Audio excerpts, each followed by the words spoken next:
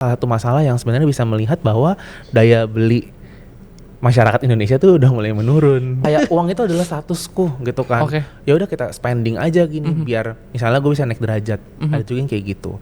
Jadi sebenarnya ya mungkin sebenarnya realitanya lo tuh masih bisa bertahan hidup gitu. Kadang-kadang ada yang kayak terlalu parah banget saking dia terlalu panik, tapi sebenarnya masih ada jalan keluar, masih bisa bertahan gitu.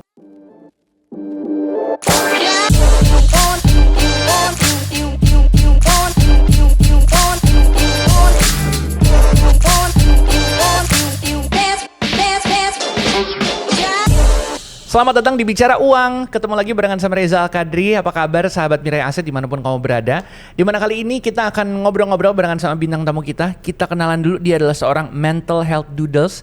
Kalau misalnya pernah lihat akun sosial medianya @wanca. Kita di sini udah sama Mas Irwan atau mungkin kita sapa dengan Mas Wanca. Iya. Halo, apa kabar? Halo, baik semuanya. Apa kabar? Halo Mas Reza. Namanya Irwan tapi lebih suka dipanggil Wanca. Iya, actually nama panjangku tuh Irwan Cahyadi sih. Irwan Cahyadi. Ejaan lama. Oke, pakai TJ ya. Iya, betul sekali. Ini Gen Z kurang relate Bener, nih kan bener. udah hilang gitu sekarang. Sekarang udah langsung J aja Iya, gitu ya. generasi 90-an Iya, biasanya yang tahu. Ini secara nggak langsung menjelaskan umur kita.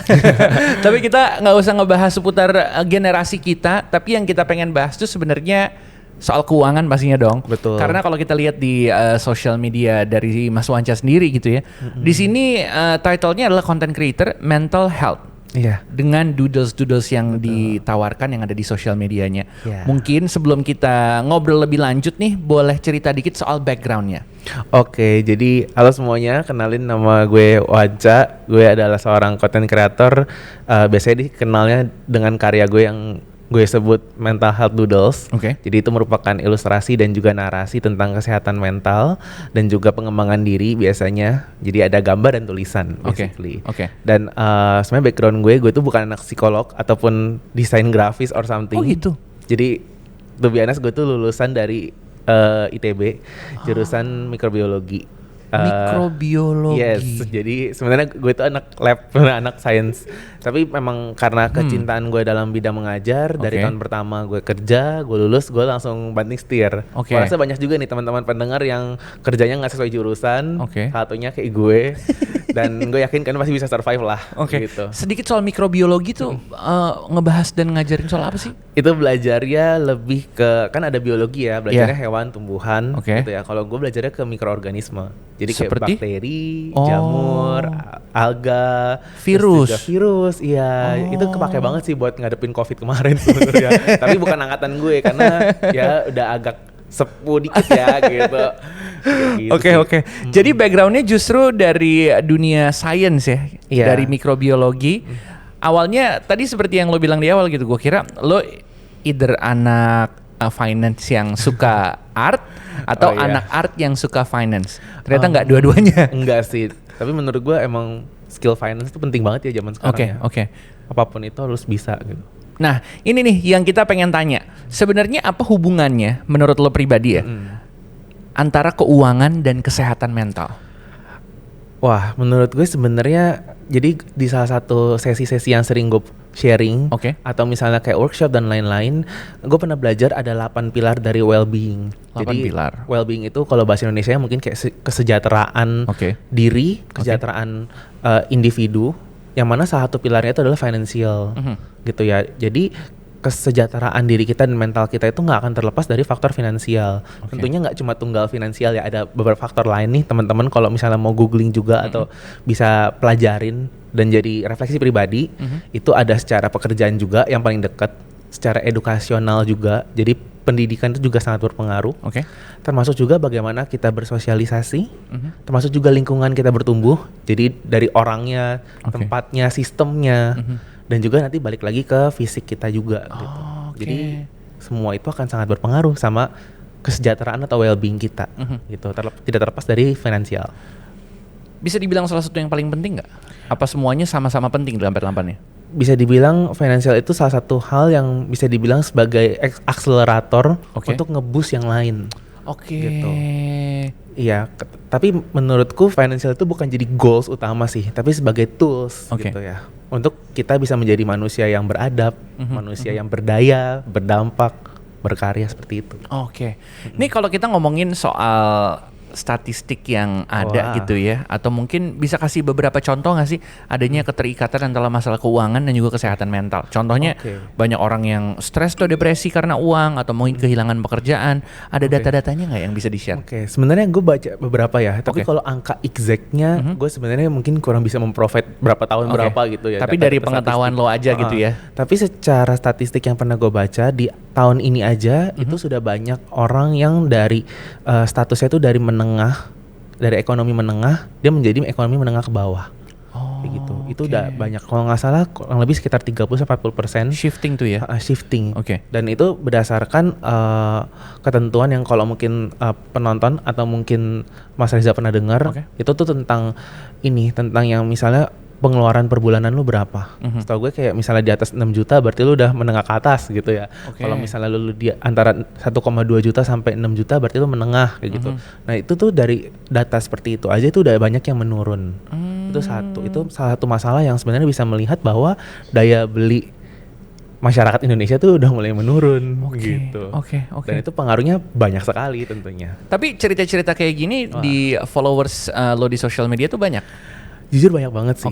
Masalah mereka tuh antara yang sering gue tangkap ya dari DM, dari komen-komen gitu, yang kadang gue ngepost apa ada yang nyangkutinnya ke duit lagi, ke keuangan dia. Itu biasanya tentang dua hal, yaitu mencari dan mengumpulkan uang, sama mengelola uang.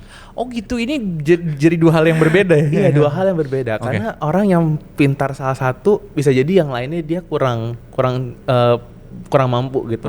Jadi misalnya dia bisa nyari uang tapi nggak bisa ngelolanya, itu juga masalah. Dan nggak bisa nyari uang tapi bisa ngelola, itu juga sebenarnya bisa membantu tapi tetap susah karena income-nya kurang gitu. Berarti dari dua hal tadi gitu ya, mencari dan mengumpulkan, terus juga yang kedua adalah mengelola. Ini banyak nih followers yang cerita keluh kesahnya, apa yang mereka alamin. Ini tapi tetap menjaga privasi mereka satu persatu gitu ya. Kira-kira dari masalah ini itu berapa banyak yang berdampak pada kesehatan mental? Kebanyakan mereka mengenal kesehatan mental itu sebatas misalnya kayak stres. Lalu mereka memberikan label kayak misalnya, oh gue depresi gitu ya. Kak aku depresi deh, kak aku panik deh, kak aku anxiety deh. Oh self-diagnose jadi gitu mereka banyak banget menggunakan, jadi buat teman-teman yang belum tahu ada istilah namanya self-diagnose. Itu kayak mendiagnosa diri sendiri. Mereka itu jadi memberikan label tentang suatu kondisi masalah kesehatan mental atau isu kesehatan mental tanpa melalui assessment dari profesional terlebih dahulu. Itu yang sebaiknya kita hindari ya, karena bahaya. Biasanya bahayanya itu bukan cuma masalah memberikan labelnya aja, tapi tindak lanjut dan secara nggak langsung mempengaruhi pola pikir kita juga. Iya sih, karena jatuhnya jadi kayak kita berasumsi sendiri, dan ya belum tentu asumsi kita itu adalah yang benar kan? Benar, dan kalau kamu mencoba untuk mencari jalan keluarnya sendiri, padahal sebenarnya itu bukan solusi yang tepat, kan jadinya salah. Malah bisa menimbulkan masalah baru. Iya juga lagi. Gitu. Apalagi kalau misalnya googling sendiri, cari tahu obatnya sendiri. Nah makanya mungkin ini adalah salah satu hal yang membuat orang-orang banyak cerita ke lo gitu ya. Ya mungkin ya, karena semoga mereka bisa menemukan tempat yang aman lah gitu. Contoh kasus yang paling banyak yang curhat ke lo? Kalau yang paling banyak ya, yang mungkin orang masih berani untuk ngomong, itu salah satunya adalah pengalaman ketipu. Ketipu dalam arti apa nih? Ketipu dalam judi online atau dalam arti pinjol ya. Atau apa nih? Misalnya ada penipuan dalam hal dia beli barang atau beli suatu istilahnya produk gitu ya, kayak misalnya ada yang beli motor. Kemarin itu belum lama ini, kayak baru awal minggu ini kali. Itu ada yang benar-benar nge-DM kayak, "Kak, aku udah mulai ngelunasin utang orang toko itu satu." Nah, itu juga masalah tuh. Sandwich generation. Jadi warisan dalam bentuk hutang pelan-pelan dilunasin. Iya. Tapi dia sedih karena dalam perjalanannya dia melunasi utang itu dia kena tipu. Jadi dia sama calon suaminya gitu, ini yang DM cewek, terus dia bilang, aku baru kena ketipu motor, calon suamiku mau beli motor, tapi kena tipu, jadi hilang 23 juta. Ya Allah. Kayak gitu. Itu aku pas baca, Jujur ya, aku tuh nggak sekali dua kali dapat itu. Oke. Menanggapinya juga susah sih jujur ya. Akhirnya lu ada kayak punya template-nya gitu nggak untuk menanggapinya? Ini juga bisa diterapin ya. Maksudnya nggak harus dari misalnya kayak ini Wanca udah kreator gitu atau mungkin ini profesional. Tapi setidaknya kita coba untuk kayak memastikan atau memvalidasi perasaan dia dulu nih. Karena menurut gue itu hal yang paling minimum kita bisa lakuin. Jangan sampai kita bandingin. Kadang kan ada yang kayak orang mungkin misalnya kehilangan uang, misalnya kayak dia investasi bodong gitu ya. Tadi kayak contohnya kehilangan uang 20 juta. Atau mungkin 5 juta misalnya yang lebih kecil atau berapa. Kita jangan bilang cuma segitu doang kan lu duitnya banyak gitu ya misalnya gitu. Atau gaji lu kan segini gitu kan. Jadi mengecilkan penderitaan orang lain. Itu gak boleh tuh? Gak pernah tahu, iya. Lebih baik kita validasi, oh ya nyes juga ya atau sakit juga ya kehilangan uang segitu. Terus kira-kira perasaan lo sekarang gimana? Terus lo ada plan lagi nggak? Kira-kira mau lo usut kah? Atau lo mau ikhlasin aja kah? Atau lo punya duit dana darurat kah? Atau yang lain gitu. Jadi lebih solutif gitu dibandingkan kita kayak salty baru segitu aja udah langsung stres. Biasanya ada kayak gitu kan. Atau udahlah ikhlasin aja gitu kan. Sebenarnya itu template orang Indonesia kebanyakan ya. Iya benar, anggap aja sedekah. Iya, anggap aja nanti bakal digantiin tapi sama kan nggak gitu caranya. Tapi sebelum itu kita harus kayak ada penerimaan dulu, kayak orang yang baru hot gitu lo suruh terima aja kan kayak mana ya gitu. Berarti benar ya kayak kalau misalnya masalah keuangan ini benar-benar memicu atau memperburuk gangguan mental gitu ya. Salah satu faktor risiko yang sangat besar dan semua orang bisa mengalami sih. Oke. Tapi tekanan sosial tadi yang kita hadapin tadi kan kita ngalamin ketipu, amit-amit ya. Kalau misalnya ada yang ngalamin ketipu, mudah-mudahan sih jangan. Terus setelah ketipu itu dia mau cerita malah dapat tekanan sosial. Ini juga memperburuk nggak sih? Dan stigma soal yang tadi dibilang orang Indonesia nih rata-rata kayak gini nih. Itu sebenarnya memperburuk nggak sih? Itu nyambung banget sih karena banyak orang, terutama masyarakat Indonesia ini itu tuh memberikan pressure yang sebenarnya tidak perlu karena hidup itu udah berat cuy gitu kan. Kayak hidup tuh udah berat harus dijalanin, harus terus berjalan gitu kan. Jadi tanpa lo tambahin pressure yang lain atau masalah lain itu udah setiap orang tuh udah memikul masalah masing-masing gitu. Dan memang kalau misalnya kita ngomongin soal keuangan biasanya ya kalau dari pengalaman gue dan berinteraksi dengan para followers dan juga orang-orang yang DM yang komen gitu ya.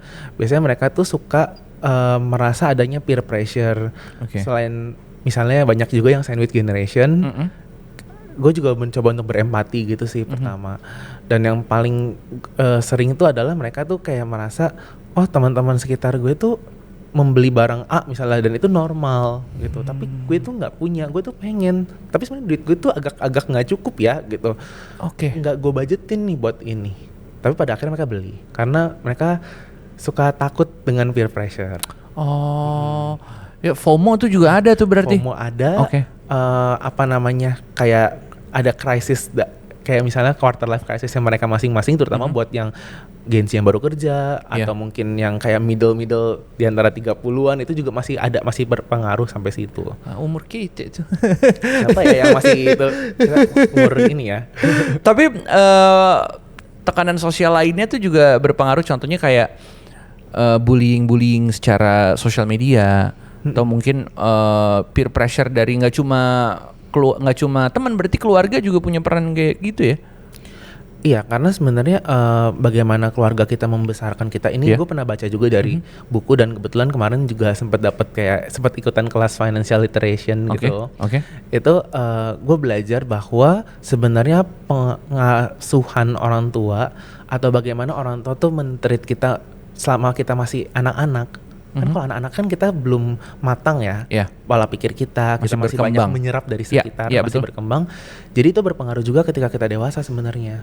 Contohnya gini, misalnya kalau ini juga sebenarnya gue pribadi juga cukup rasain sih. Karena sebenarnya orang tua gue tuh, terutama ibu gue itu tuh bukan dari yang kalangan berada banget, jadi benar-benar striving banget. Tapi sampai akhirnya bisa punya kemandirian juga. Tapi mungkin ketika orang tua tuh punya tendensi seperti itu ya. Jadi dulu uang tuh susah. Uang tuh harus dijaga, harus dikumpulin. Kita jangan keluar uang sembarangan gitu ya. Jangan boros. Jangan boros dan lain-lain. Harus hemat. kayak frugal gitu-gitu. Itu tuh benar-benar diturunin ke gue. Dan pada akhirnya sebenarnya ketika misalnya kita bisa ayolah kita spending sesuatu uang untuk bisa membeli atau membuat hidup kita lebih nyaman, bahkan juga membuat kita lebih produktif, membuat kita menjaga kesehatan dan lain-lain. Ketika nominalnya tuh udah terasa besar, itu akhirnya nggak berani gitu. Jadi mengambil keputusannya takut keluar uang gitu. Ada juga ya? Ada yang kayak gitu. Ada yang kayak gitu ya? Tapi ada juga yang kebalikannya.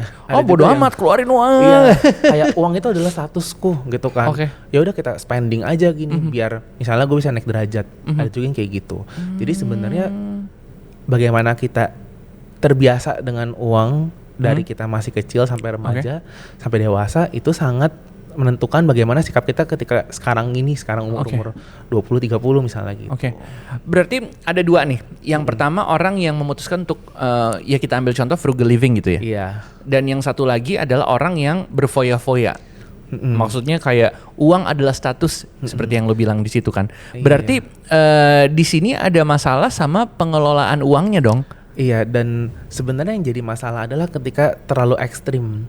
Ekstrim, terlalu hemat sampai akhirnya tidak berani dan menyiksa diri sendiri, atau terlalu boros sampai akhirnya merepotkan orang lain gitu. Pada akhirnya sebenarnya dua hal itu akan menjadi bumerang buat diri sendiri sih. Intinya sesuatu yang berlebihan itu tidak baik. Betul. Gitu ya. Iya. Makanya penting banget buat kita untuk tahu pengelolaan uang.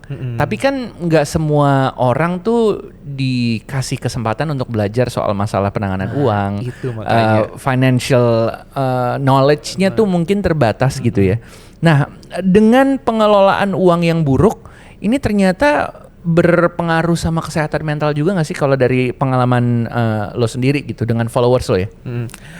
Sangat berpengaruh sih. Misalnya kayak tadi dari peer pressure kita nggak bisa mengelola dengan baik, atau bahkan sebenarnya pressure itu kita yang bikin sendiri. Kita yang merasa kayak aku nggak pantas nih bergaul sama anak-anak ini, atau misalnya merasa teman-teman gue pada makan di restoran gitu ya pas gajian, tapi kalau gue tuh gue pengen saving up, tapi gue tuh kayak ragu gitu sama keputusan gue. Akhirnya dia melakukan yang namanya misalnya impulsive buying. Itu salah satu yang sering terjadi. Jadi nggak di budget, terus kita main beli gitu ya. Sebenarnya kadang-kadang gue sendiri juga masih melakukan itu sih. Tapi akhirnya gue berpikir bahwa karena hari ini gue udah ngelakuin si impulsif ini, besoknya gue ngurangin dari budget yang lain, budget hura-hura misalnya kayak gitu. Jadi kita harus tetap bisa bertanggung jawab sih. Kayak responsibel sama keputusan keuangan kita.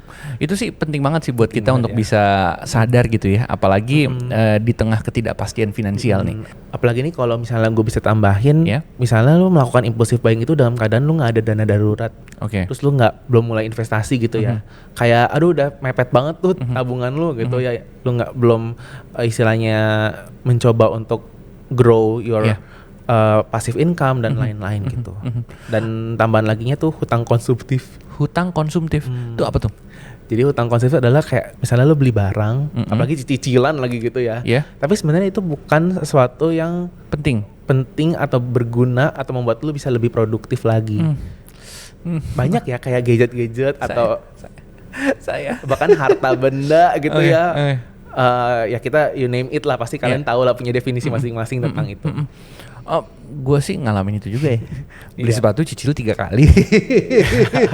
Apalagi pay later sekarang menjamur ya. Itu dia. Tapi selalu berlindung dengan kata-kata ya kan ini untuk kesehatan mental gue.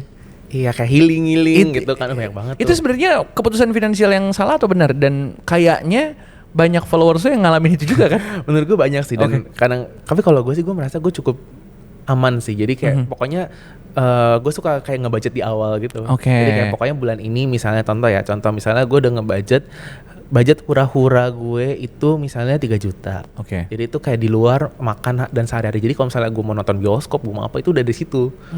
Jadi kalau misalnya itu hampir exceeding, gue akan ngurangin. Misalnya makan gue budgetnya lebih dikit deh. Gitu. Atau bahkan gue suka juga tuh nabung di awal. Jadi misalnya gue dapet, tapi sekarang gue freelancer sih. Jadi kayak misalnya tiap kali ada invoice gitu, gue udah ngambil dulu kayak berapa persen untuk tabung. Untuk apanya langsung dipilah-pilah gitu ya. Langsung dipisahin atau enggak bisa nggak nabung nanti gitu. Itu dia. Itu yang penting banget sih. Berarti ya kontrol terhadap keuangan kita sendiri itu juga penting sekali. Nah, lo mention dikit soal freelance. Di sini banyak orang yang pekerjanya tuh pekerja mulai dari part time, terus pekerja kontrak, freelance. Nah ini banyak menimbulkan yang namanya kecemasan. Contohnya gini, kayak gue bulan depan masih kerja nggak ya? Kayak atau nggak gini, lagi musim layoff nih, gue kena layoff apa enggak ya? Ini tentunya menimbulkan anxiety berlebihan kan?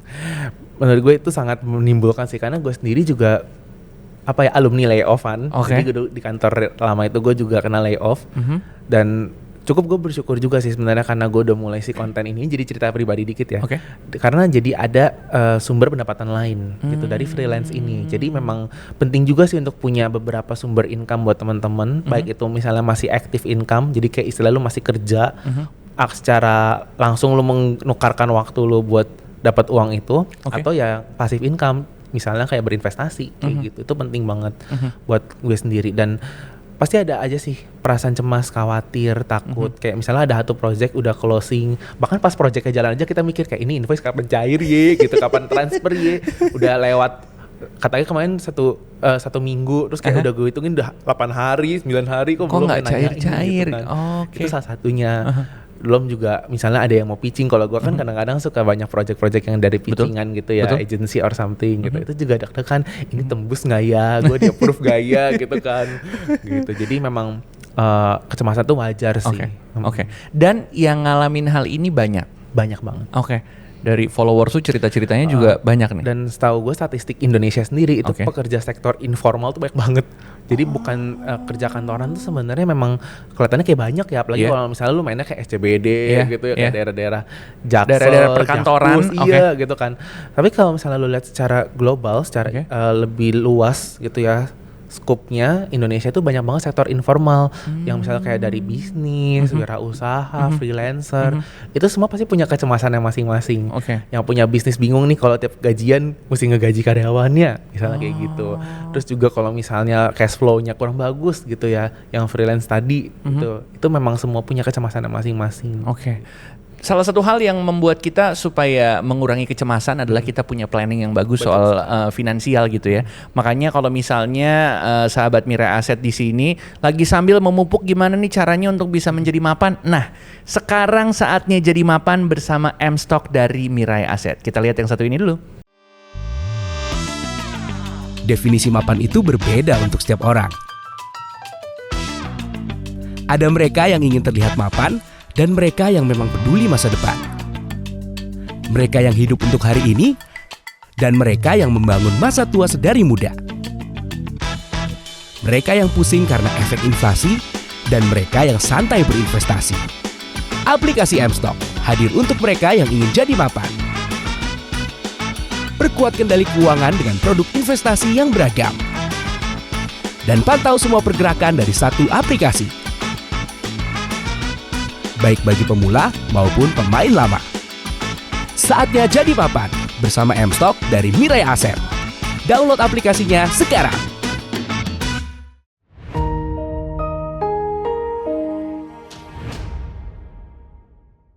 Kita masih di sini ngobrol-ngobrol barengan sama Mas Wanca di sini. Tadi udah cerita banyak hal seputar yang terjadi di Indonesia. Secara khusus followers lo yang udah curhat-curhat. Nah, biasanya nih abis curhat, yang paling baik sih adalah kita mendapatkan solusi kan, atau mungkin sedikit nasihat gitu ya. Nah, kalau dari lo sendiri ada nggak sih strategi atau teknik yang biasa digunain seseorang untuk menjaga kesehatan finansial saat menghadapi masalah finansial?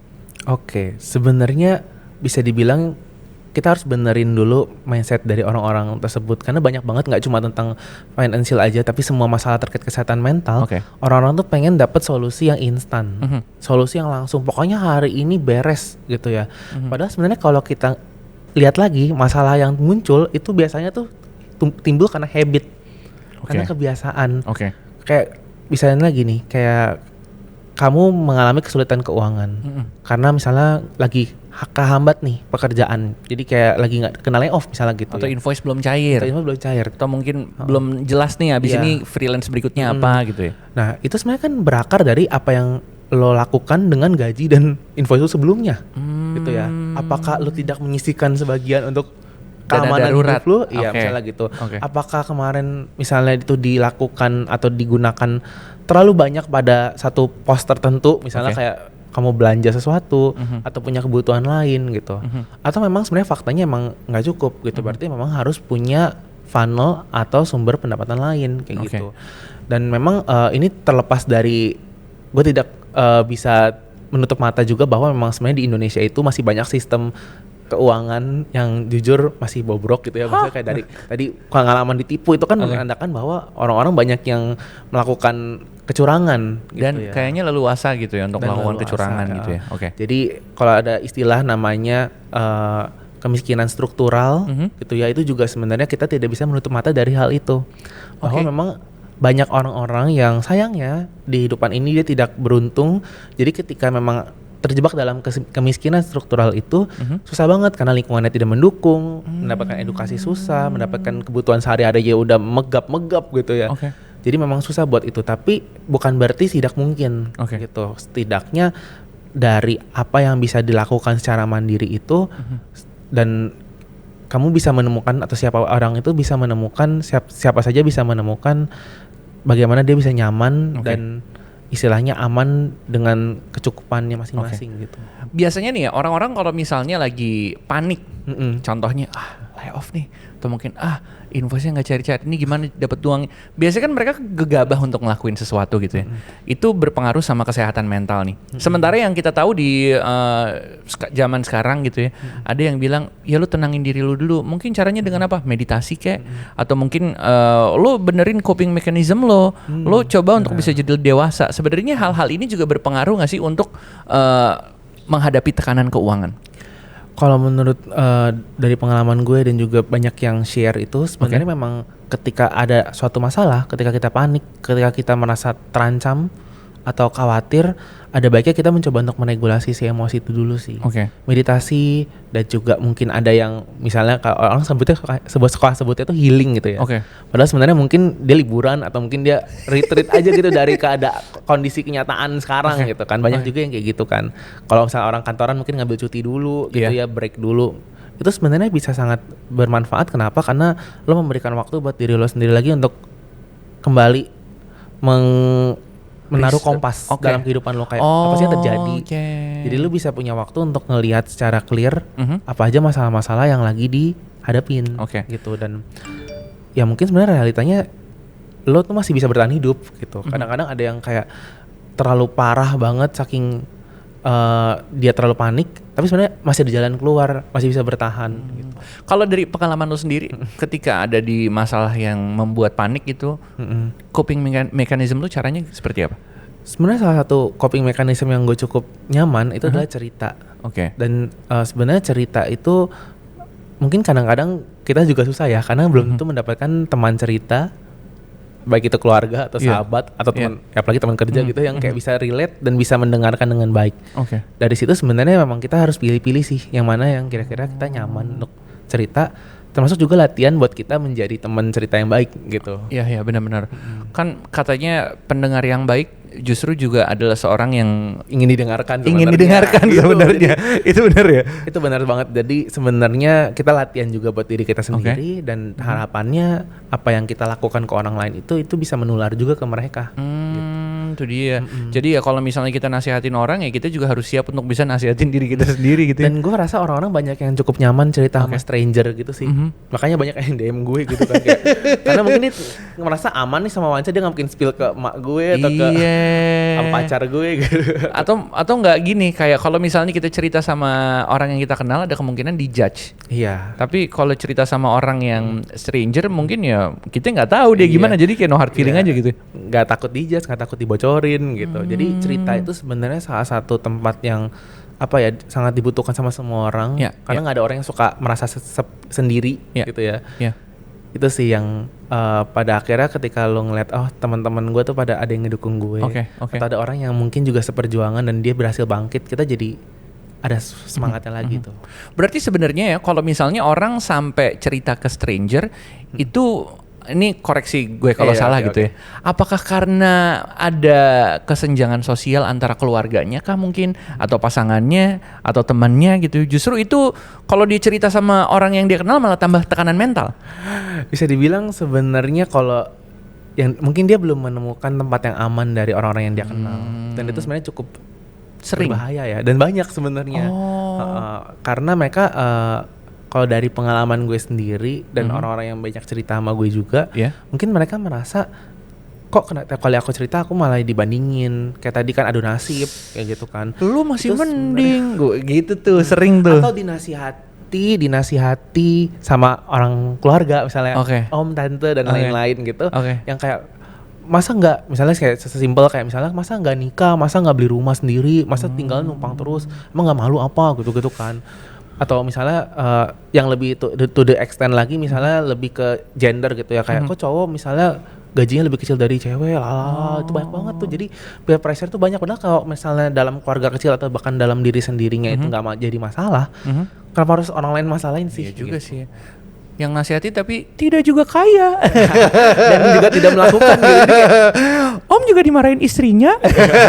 Kayak gitu banyak kayak gitu ya. Jadi kayak harus bisa membentengi diri sih biar lo tuh nggak terlalu ke pengaruh ya gitu. Iya.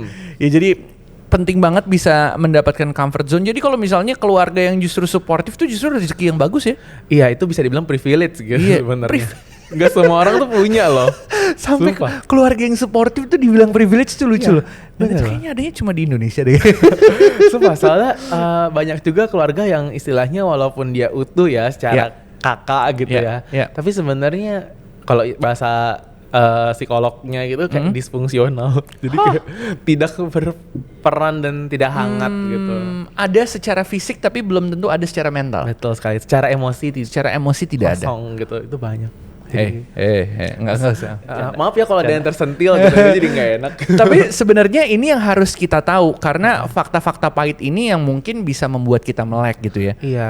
Dan mungkin ini juga bisa jadi wake up call ya buat yang dengar bahwa buat ngeliat lagi sebenarnya saat ini apakah selama ini gue cuma denial ya, kayak enggak kok baik-baik aja gitu kan, gue sama mereka akur, hangat atau dipaksakan gitu ya, tapi sebenarnya ada dalam hati kenapa sih kalian gini terus, kenapa sih aku tuh nggak bisa ngomong seapa adanya jujur.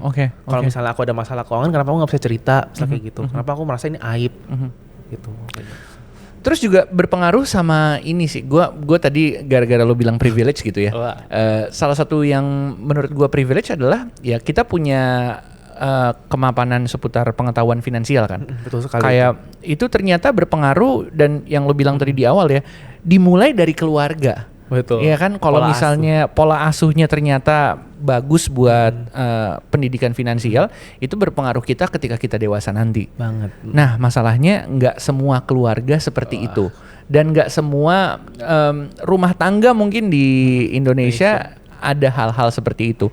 Nah, mungkin kalau misalnya lo sendiri gitu ya bisa meningkatkan kesadaran untuk orang-orang di luar sana, sebenarnya seberapa pentingnya edukasi finansial sejak dini?